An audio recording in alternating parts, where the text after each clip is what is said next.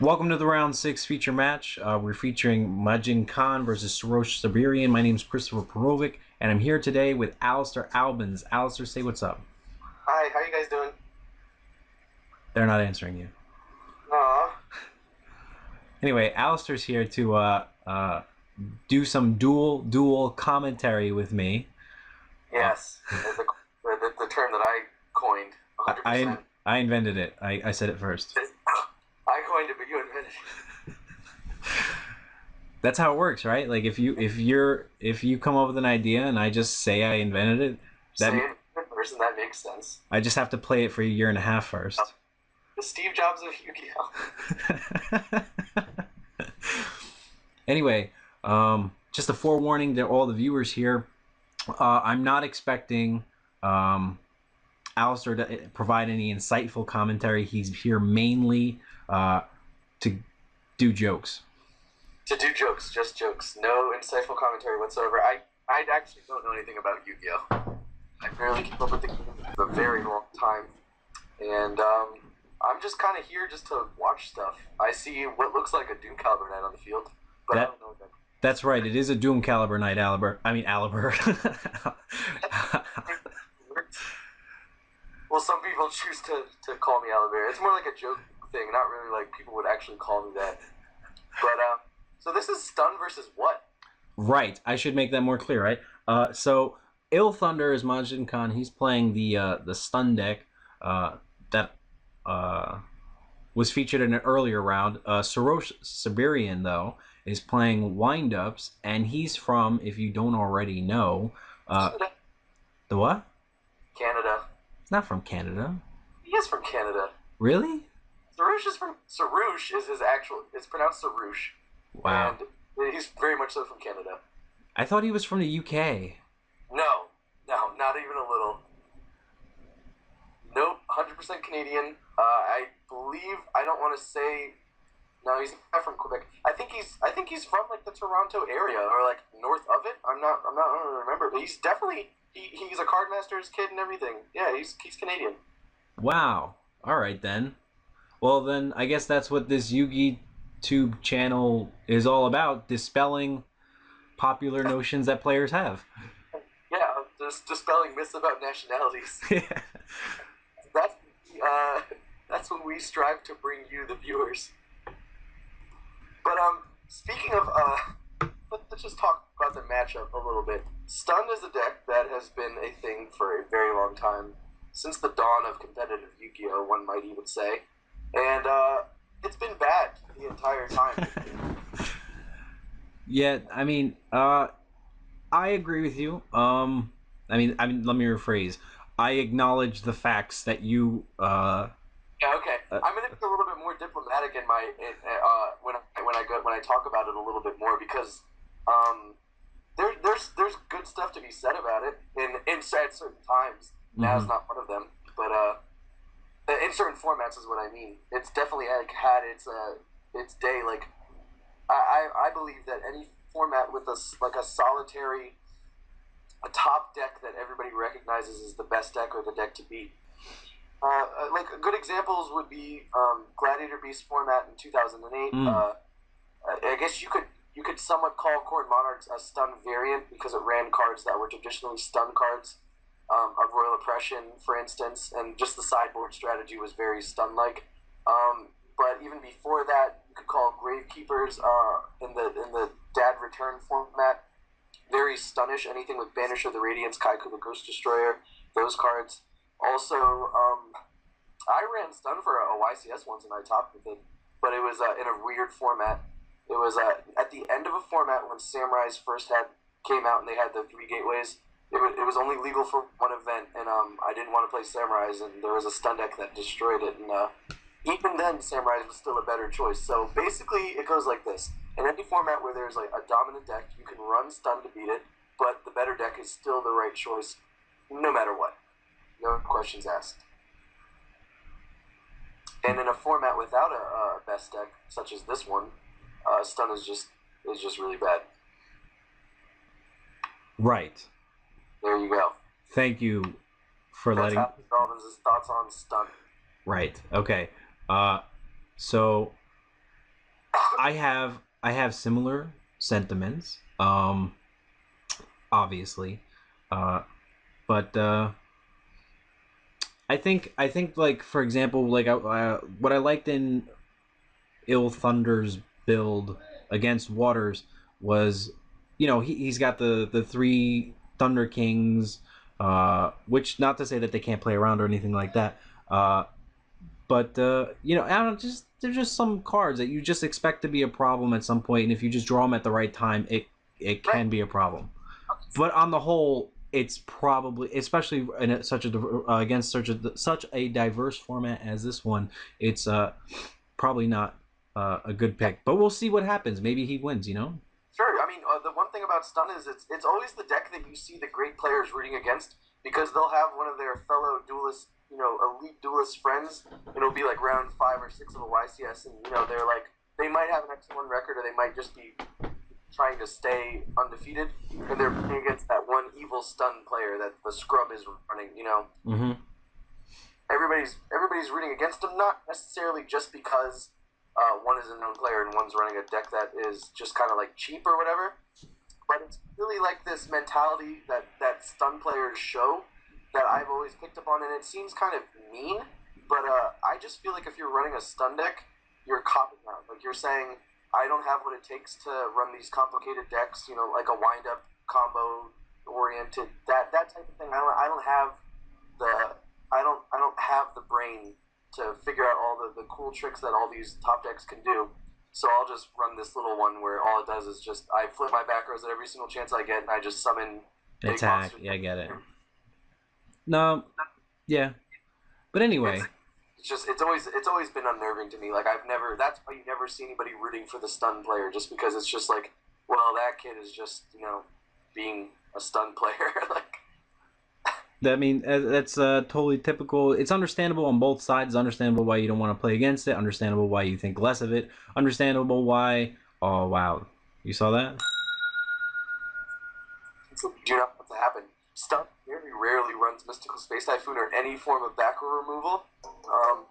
So I understand why Sorosh had no like qualms with MSTing blindly when he already had another back row. Against any other deck, it would have been a questionable play, except for possibly Mermails, who also don't tend to main deck MST. But against the stun deck, or like even heroes, it's usually safe. But he got there. Yeah.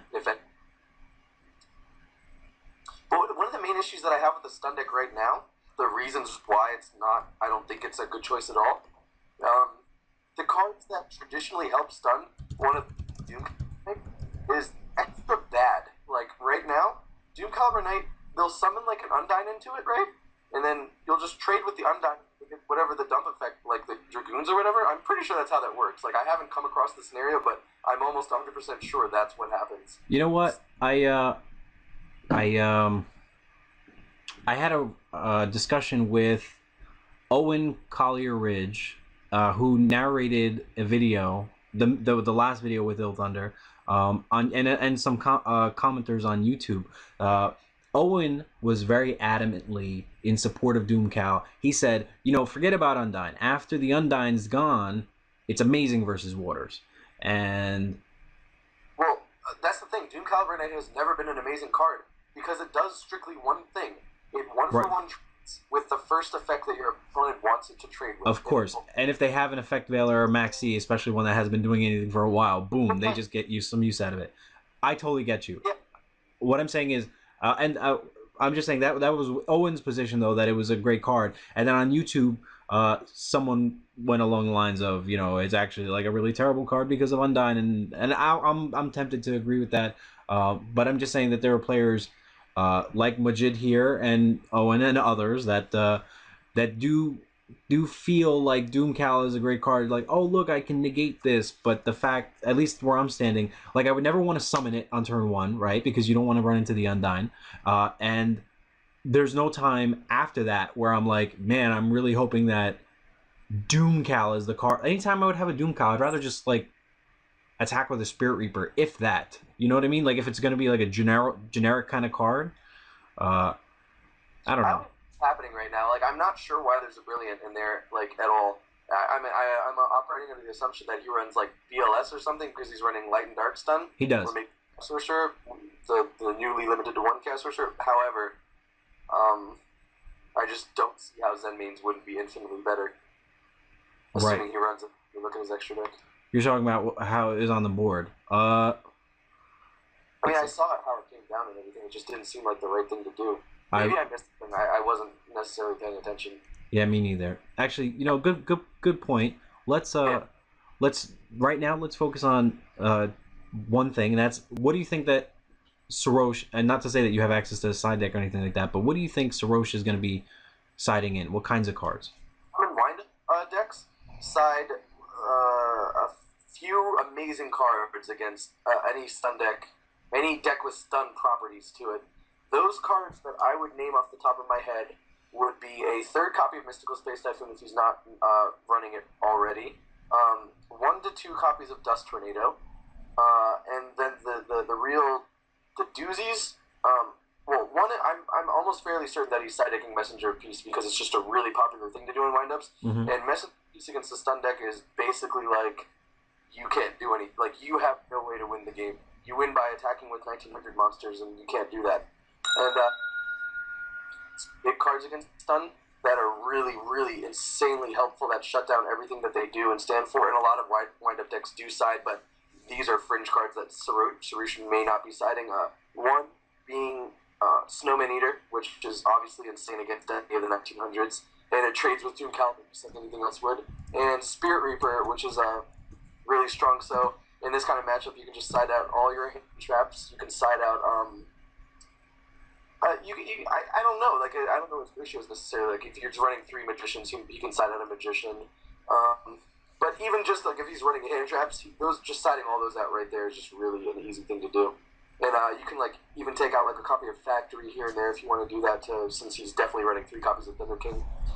You can run your own copies of Thunder King just to crash with theirs as like an extra threat. Like that's just a thing you can do if you're not already maining them. Like you just have so many options against the stun deck because their win condition is so linear and generic that you know exactly like what to beat them. It's really obvious. There's only one play that they can be trying to do at any given time.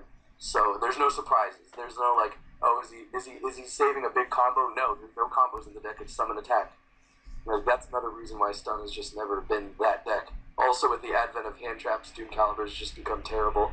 You can kill it at any time you want with dead hand traps. Cards that have otherwise been dead but are now live because you run Doom Caliber Knight. Alistar? Yeah. Anyone ever tell you talk a lot? I do talk a lot.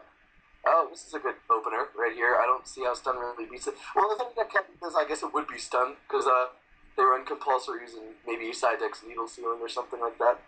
I don't know. But in general, you don't want to be staring down Magician Shark, let alone Magician Shark Factory. Yeah. I guess here's where we get to see how many copies of Magician he's running. Oh, I can tell you it's 3. Oh, well, there you go. So I guess he didn't side out that. Or I don't know what his sideboard plan is. It could be a million different things. Canadians and Europeans are just weird. They just don't like to do things the correct way. How crazy is that? That a good way to play a deck, they're not doing it. That sounds so mean. I'm just kidding. But classic Magician Shark Shockmaster combo right here. Yeah, no, of course. So he's basically throwing caution to the wind. He's saying, "Oh, you're not gonna have a needle sealing." Yeah, needle sealing fell out of popularity a while back anyway, and stun doesn't really side deck needle sealing. So he doesn't run 3 magician. He kept all 3 magicians in. This is the best Shockmaster combo you can do. But yeah, needle sealing, as I was saying, fell out of popularity, and it doesn't really work in a stun deck anyway. Like it does, but it's just like extra copies of torrential basically that you can activate without summon triggers. It's just like it's just awkward because like stun doesn't run floaters; it never has. So it's like you're always trading 2 for something instead of just like where if you're running windups, you can just have rabbits on the field floating or whatever else, and you don't really care if you have needle sealing. That was quick. That's how this format is, folks. You're on your first Exodia. Every deck Exodia. Except Waters. Waters just have really powerful starts. They don't necessarily win. Have you been paying attention to the tournament right now, or up until now? The tournament, no, no. I wasn't even in New York for when you started it. I was gonna join myself, but I was not there the Sunday that it started. What's your opinion? I'm thinking about for the next tournament whether I should have it over the course of a week or if I should have it all on a Sunday. Of course, it was Sunday. I always thought when I saw you open it up, I thought you were gonna do it in one day, and that was the appeal of it to me, the allure, if you will, the allure of darkness. I was really excited at the idea of putting down like whatever, having like a little cash tournament with like 36 people or like what is 64, 32 people, 64 people, or however many people you get to enter, and just knocking it out all like back to back to back, and anybody that can't show up for their game, just whatever game lost, just like at a YCS. Got you. So that I thought that would be awesome. I hate the idea of rounds lasting like days on end because for wars or like individual championships, like on duelist grounds, for instance, any rounds that you play last like 2 to 3 days, and that's not cool. Yeah, no, I hear that. I was thinking at the time I created it. Now listen, I got to tell you, like I'm just one guy. I'm thinking of it and I'm just going with it, and I don't know in advance what will work out and what won't work out. So when I had the idea, I wanted to make it accessible to as many people as I could, and I didn't want to say, oh look, this one guy is in class like every day from 3 to 5. So for whatever reason, or Right. I don't know, he has work on Sunday, bam, he can't play. Like I didn't want to exclude people, and I felt like if I gave them 24-hour window, it gave them the best chance to figure out their own schedules or whatever. But then I just recently had a poll on the Facebook group, and like a vast majority of the people said that they prefer to have it all in one day. It kind of shocked me. If you just schedule it in advance enough, then yeah, it's just like a YCS or just a Can you say that again? oh, I said, yeah. I mean, if you announce it ahead of time or you let people know that you want to do this kind of thing, it becomes just like a regional or YCS. Yes, you'll have people that can't show up or whatever, but I mean, they know like in advance, and then they'll just wait for the next one, and then you just knock it out in one fell swoop. It's much more appealing to do it in one day, though. I think anybody will agree with that. Oh, there's the Reaper that I was talking about. There you go. I got timed out. I had to log back in to see it. Yeah, which reminds me, every so often I have to send a message. Now, could main decking Reaper. One of my favorite combos that's viable right now is the wind ups main decking Soul Taker and main decking Reaper. Nice little interaction there. Soul Taker's good by itself. Reaper's good by itself, and the two together can really work. You can do a lot of annoying things. That's interesting. So here I would assume he's going to try to make something like My Stroke with the 2/4s to have some invulnerability. I don't know what the guy's set could be, so that's really weird. It's probably either a DD Warrior Lady or a Spirit Reaper. Reaper, I guess stun decks do like DD Warrior Lady. It's just like an odd card this format, you know? Yeah, of course. And if it's DD Warrior Lady, that's exactly what he wants, because My Stroke threatens that, and then Reaper gets the direct connect, and then stays on the field forever, and will never die unless he dark holes it or something, you know. And he's still got like 2 back rows. Those could be like anything. The Solemn's gone though, and judging by that stun build that plays MSTs, I'd assume he's running Heavy Storm too. So now he's open to that. Unless he's European and running Starlight Road. Oh, okay, you can make Butterfly too. I mean, I was thinking that just in case it was a Reaper and a DD Warrior Lady, at least you get the damage in. Yeah. In all fairness, I did mention My Stroke before he flipped his back row, so that was... I don't think he would have made the Butterfly play if he had still had a back row at this point. Thinking about what? There was nothing to think about. Oh, okay. That. Like, run subpar cards to make plays like that. We have to think. That is why I don't like Effect. Well, that's not why I don't like Effect, though. That's just a testament to its uselessness. It's an absolute blowout when you're in control, and it's pretty bad otherwise. Yeah. I just loved it as a one-of in any of the decks that were running Tour Guide, just because you could, like, you know, get out your Sagan or whatever, or just have Sagan somehow do your cool stuff, kill your Sagan, or get it killed the turn before you do your cool stuff, search out your Effect Failure, and have like a complete lock on no matter what they could have, just because there's no way to negate effect failure. Let me pause you 1 second. You notice how Sorosh hit with the Spirit Reaper for that 300? Yeah. You think that was worth it for the Gores? Sun decks very seldom run Gores, but it's a good question. It is a good card for Stun decks to run though, because I was always in love with the mindset of how to play Gores. Like, my favorite way to play Gores is to set a bunch of back rows, get them all like, whittled away one by one, and then drop Gores when I've been saving it for like all these turns when they least expect it. So, and I was always a fan of Gores in stun. It's just that I don't think most people share my sentiments, so I'd be very surprised if he were running Gores. Is 300 damage worth it when he's at such a high life count? I don't know. It's kind of a trick question. I don't think it's a trick question. I think Sorosh misplayed, and you're trying to be diplomatic. No, I mean, it's weird for a stun deck to run Gores. So I mean, if you want to get 300 damage in, your Reaper's already stuck in attack. Like, you think Sorosh has? Nope, never mind. I guess he doesn't. Nothing. Wow. The part that I was going to mention side deck wise, but it's a weird card to side deck, is Dimensional Prison. Would be very effective against stun. Of course. Always a good card to have, and I'm sure he probably either made X or something like Bottomless, something like that. He just unfortunately drew it at the wrong time. I would not be surprised if one or two of those 4 back rows were Bottomless Trap Hole that he set or drew after Thunder King had been on the field, which is always the most frustrating feeling, and why I have not left Bottomless for a very long time. Just want to point out. Oh yeah, I share that sentiment. I also want to point out that Ill Thunder does not have a Gaga Cowboy in his extra deck. No, unfortunately. Just pay attention to that life points. This looks like it's all but over for Sorosh. Oh. Too. I hate losing like this. Yeah. When your opponent, you just have to do bad things because, yeah, this is really annoying. So he might lose right here. Why would he get the Thunder King? That just leaves him open to the Bottomless. Exactly. Wow, that was so bad. Is that the Bottomless that I said he probably had? Yeah. Yeah, I think he won if he got the mole. Oh, jeez. Does he have any targets for Red? Magician, or what has he done? So is it just Magician? I don't know. Tech Bear McKenna, is he? What has happened?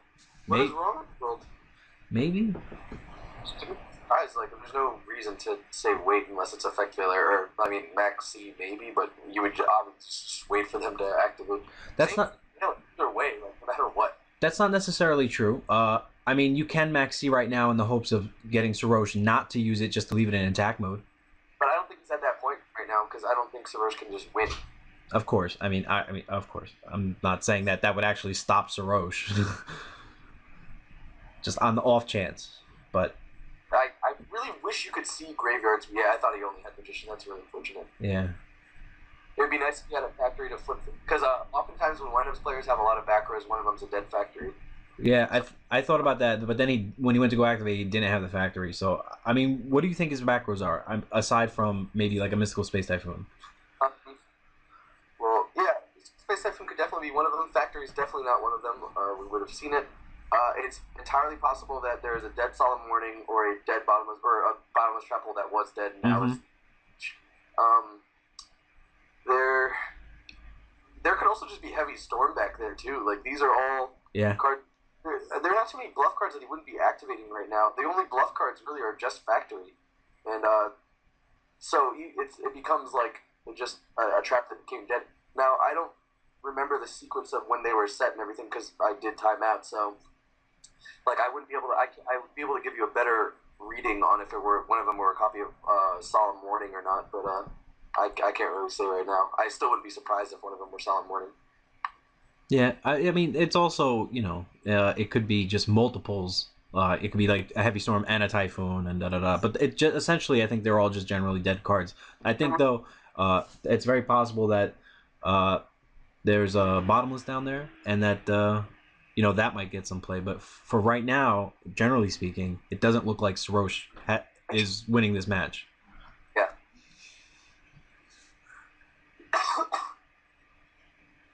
Oh my god. Where are these people messaging me randomly? Match has a lot of watchers, 46 people.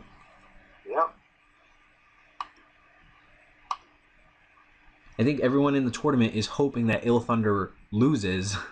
Yeah. But I mean, at the same time, that's not really like a good consolation prize because then they still got to deal with Sorosh. Yep. So like what Sorosh is really hoping for, if those are, and this goes without saying, if those are like a dead warning, maybe a bottomless and an MST, he's hoping that he summons into the bottomless, but doesn't have more stuff after the bottomless. And he's hoping that if it's if it's a set heavy storm or something, he obviously just wants him to set infinite back rows. But it looks like the guy might just have like a handful of monsters. Yeah. Separately, by the way, I also want to make sure you're aware of the possibility of Starlight Road. That's what I made a joke about that. I think, or maybe I didn't say it because I didn't want to offend him. But when I was making the jokes about the European decks being silly or whatever, one of the things that I know Europeans love to do is run Starlight Road in their windups. And I'm sure if Sorosh feels the same way, I don't know how Canadians look at Starlight Road. It's not one of my favorite cards of all time, that's for sure. Oh man, you're ridiculous. I love it in my wind-up deck. I mean, the way I play windups isn't like that. Like, I don't want that card. Like, I don't want to see that card. So you're telling me right now, hypothetically speaking, say that the situation was just marginally different and he wasn't getting back a Magician, he was getting back a Shark, and there was one back row that Ill Thunder had. You wouldn't want a Starlight Road right there? No, I'd want a Starlight Road here. I'm just saying, the way that I play windups, I wouldn't want Starlight Road most of the time. Nah.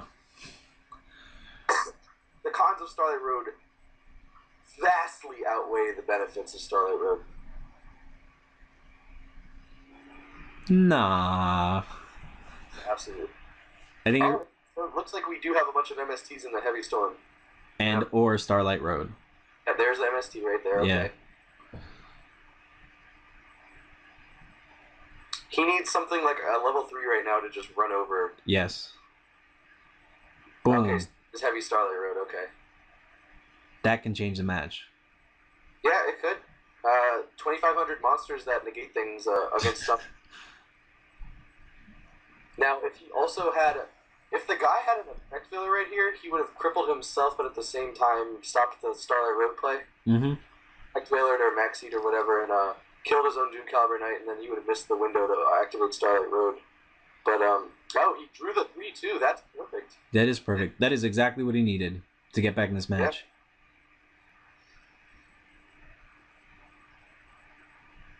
I don't think he attacked with the, or, never mind. Yeah, I don't think that he should attack with the Wind-Up Rabbit right now. Attack, just overlaid the 2 for Zen Mighty to get the extra 100 anyway. But then you lose the Stardust. What? You don't activate Zen Mighty, you just make it. If you're going to attack with Rabbit anyway to do an extra 100 damage. Wait a second, say it one more time. Okay. So he's not even going for that play anyway. Maybe Zen Mighty's gone and I didn't see it earlier. I'm missing a lot of information. But what I was saying is if his plan was to summon the Rabbit and attack with Stardust Dragon over Doom Caliber Knight and then attack with Rabbit, he would have been better off just overlaying for Zen Mighty first and then doing the extra 100 damage instead of attacking. Right. I see what you were saying. But anyway, and he's going for this. Oh, okay. So he had the Max C and he decided not to... Decided to use his Doom Caliber Knight to an attack. Oh. So he would have lost it anyway. He decided to let him keep his 2 otherwise dead cards, Starlight Road and Heavy Storm. Gotcha. Or he would have just been facing down. Wow, that's really weird. That is right. Hopefully he hears this commentary and learns the hard way, because that's usually the best way to learn in Yu-Gi-Oh! I find. I just want to correct myself. I was just saying, oh, why didn't you use that next to Starlight Road? And I just remembered they had the Doom Cal on the board. But as you pointed out, to make it sure that he's clear that he could have made sure that he didn't have to deal with the Stardust then. Yeah. Man. And he would have lost all his back rows too. The back row that he has right now wouldn't be there because Heavy Storm would have killed it. Correct. And he lost his Doom Caliber Knight anyway, so you know. It's very true. All he did was save himself 1,900 life points. Yep.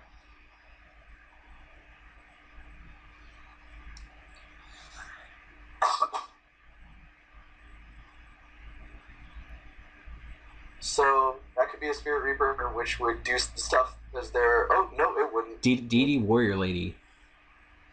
Wow. Jeez. Bet you he's regretting running that. Man, get screwed by your own cards. So I'm almost like 100% sure that the back row is a dead copy of Solemn Warning. That's just what it feels like to me. Same here, but separate from that, how funny would this be if he runs into like a Big Shield Gardener? Yeah, exactly. If he were at a like lower, he couldn't even attack with the DD Warrior Lady safely, and just because it could be Snowman Eater and you just lose right then and there. But he does have Stardust right now, so like I can't imagine any combination like that has to. I don't know what card that could be to win in the game right now. Well, the only thing that really Sorosh has to worry about is Gores, I think. Yeah, Gores is a huge thing right now. Luckily, since he does have the 2/4s, if Gores does get dropped onto him, that's assuming it's not a Spirit Reaper. Yeah. Yeah, that's it's all. These are all the things. This is where Yu-Gi-Oh gets intense, because these things will lose you the game where you otherwise would have just won. Levier is such a good card. He's a really good card. I've never been able to get over how good of an Exceed Levier is. It's just far too powerful. I mean, it'd be busted if it said detach 2 to special summon 1, but the fact that it floats and threatens another free monster the turn after, should you not be able to kill it, and its attack stat is like too good. Like they should have made it like a zero attack 1600 monster. Like that would have been a little bit more fair. It's still very good if it had no stats at all. Mm-hmm. But it just so happens to be like a Stratos. You know, just why not, right?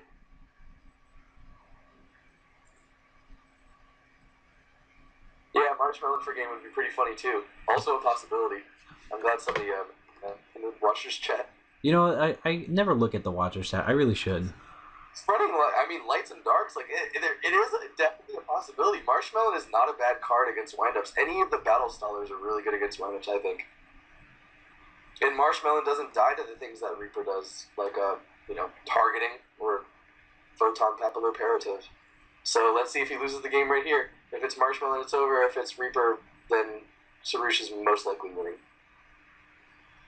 Oh, I think the guy's upset that Sorosh overlaid, or looked like he had intent to summon from the extra deck. The official judge ruling at a YCS is if nothing is summoned, then fair game. Yeah, I mean, in on Dueling Network, you have 3 seconds to take back a move, and then I think it was less than 3 seconds. Well, you call the monster. That's not true. You just have to put it on the field, but yeah, okay. So this is likely getting banished, and this is the moment of truth, really. Is Gores there, or is it not? I really feel like it is. What is Sorosh looking to do here? Attack with Levier the Sea Dragon. No matter what, any direct attack will really screw Sorosh if his opponent has Gores. Just because Gores' stats are just so insane. The token is irrelevant. It's just Gores. I mean, I think I would hit with Stardust then. Jeez. But that's critical. Man. That is. That could have just lost the game right there. I agree. But hold on, to be clear, I would have attacked with Stardust, and I would have turned my other guys to defense. Would you have not done the same? Right over them. The what? Now Gores just threatens game right over either Thunder King or Levier now, because I assume Thunder King is getting turned to defense. It might not. He might just be like, oh well. But that's exactly what I was saying. That's why I would have hit with Stardust, just because now Gores is game over any of the things I would otherwise attack with.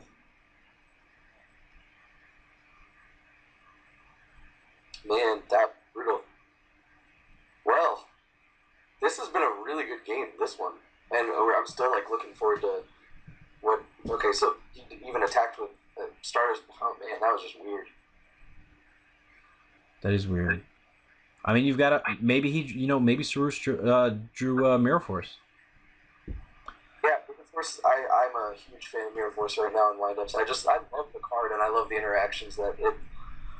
Mirror Force is just such a protective card. And I love the stuff that you can set up in windups and then just have Mirror Force set, as opposed to a measly D-Prison. D-Prison's been more popular in the past years just because of the nature of removing over destroying. That's game. To be clear, just to be clear, I think, which isn't to say I think Sorosh, this would have paid off for him, but I think if I were him, not only would I have hit with the Stardust there instead of the other guys, but if I made that misplay and attacked with the Levier, I've attacked with Stardust to the token, but then I would have left my Thunder King in attack mode purposefully, not like it seemed like he attacked with Thunder King, and then it seemed like he was kind of forced to keep it in attack mode. But I would have made it seem like I did it on purpose, so that when I set the Mirror Force, he might be tempted to not attack with Gores. I'm not saying it would have worked out, but you know, Right. yeah. No, it's always those things are really important because they do work out once in a blue moon. Yeah. The difference between stealing games and just losing like you would have. Mind games are a huge aspect. So what's that again? You hate stun? You think it's a terrible deck? Terrible deck. It went 5-1 in my tournament. It just made top 4. It knocked out Sorosh, and it it's a viable contender here in this tournament. I wonder what his side deck strategy was. Like, I feel like if he had drawn more side deck cards or drawn more properly and not kept in Starlight Road in the band, I definitely do not like Starlight Road against stun. Like, yeah, man. I agree. Yeah. But I don't know. I'm not here to judge Sorosh. I'm sure he had his own ideas going into this tournament in this game. Maybe things just didn't work out. But yeah, I don't think the guy was trying to rule shark. I think he was just they're talking about the guy trying to rule shark over the exceed thing with the warrior lady. Mm-hmm. I didn't really see it like that. I think I think well, maybe not if I were him, but I can totally understand where he's coming from. Even if he was trying to rule shark, Yeah. sometimes it is a worry because like I'm not a fan of letting people get away with little things. Same I feel here. like if you're on my level or you deserve to be doing me, then you should have all your ducks in a row, and you should not be making any little mistakes. That I feel like that's what the game should come down to. Is like, say you have like that little memory lapse or that mental misstep, and you do that, you overlay something. It's just like, well, I kind of want you to overlay now because you thought about doing it. Right. And if you made that little mistake, then you deserve to lose the game because of it. Anyway. But that was a bit more extreme, that scenario that happened. Anyway, so I want to wrap this up. I just want to say, Alistar, thanks for coming on and doing some dual commentary with me. I don't appreciate the fact that you hogged all the airtime, man. But I still appreciate the fact that you were here and did this regardless. All right. Yeah, no problem. Say bye to everyone. See you guys. Take care.